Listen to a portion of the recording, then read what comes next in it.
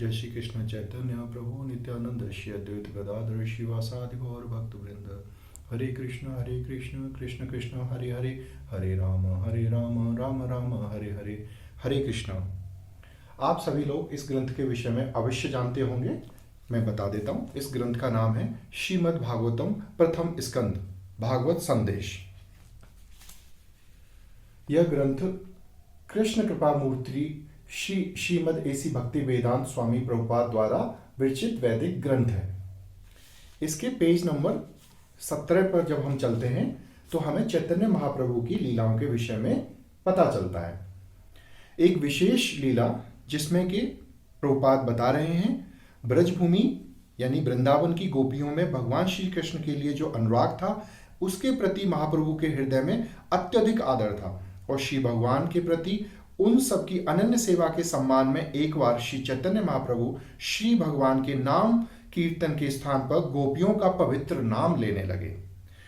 उस समय उनके कुछ विद्यार्थी जो उनके शिष्य भी थे उनसे मिलने वहां आए, और जब उन्होंने महाप्रभु को गोपियों का नाम उच्चारण करते देखा तो उन्हें आश्चर्य हुआ।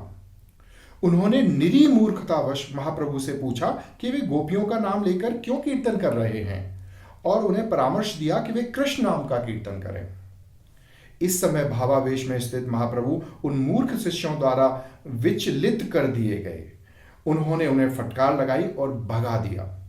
ये विद्यार्थी लगभग महाप्रभु की ही आयु के थे, अतः वे भ्रमवश उन्हें अपने समकक्ष समझ बैठे थे। फिर उन्होंने एक बैठक की और यह तय किया कि यदि वे फिर से उसी प्रकार डांटेंगे तो उन पर आक्रमण कर दिया जाएगा।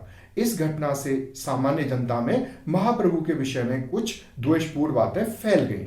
जब महाप्रभु को इसका पता चला तो वे समाज में रहने वाले विभिन्न प्रकार के मनुष्यों का विचार करने लगे।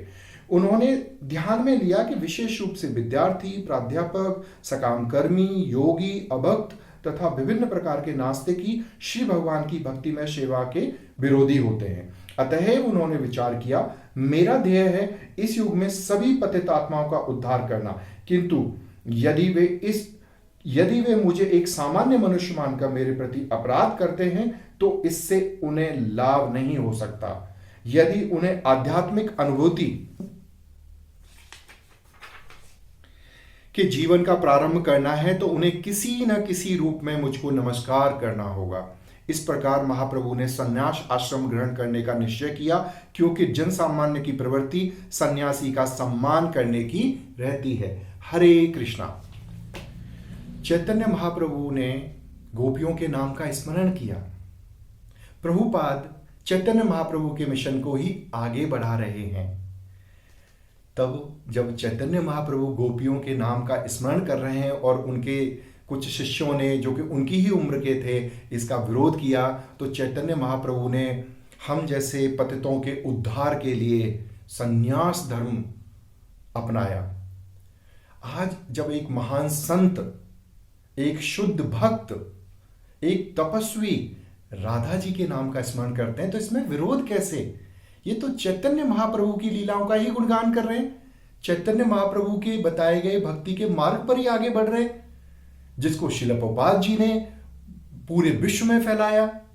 आज प्रेमानंद महाराज उसी नाम को पूरे विश्व को दे रहे हैं।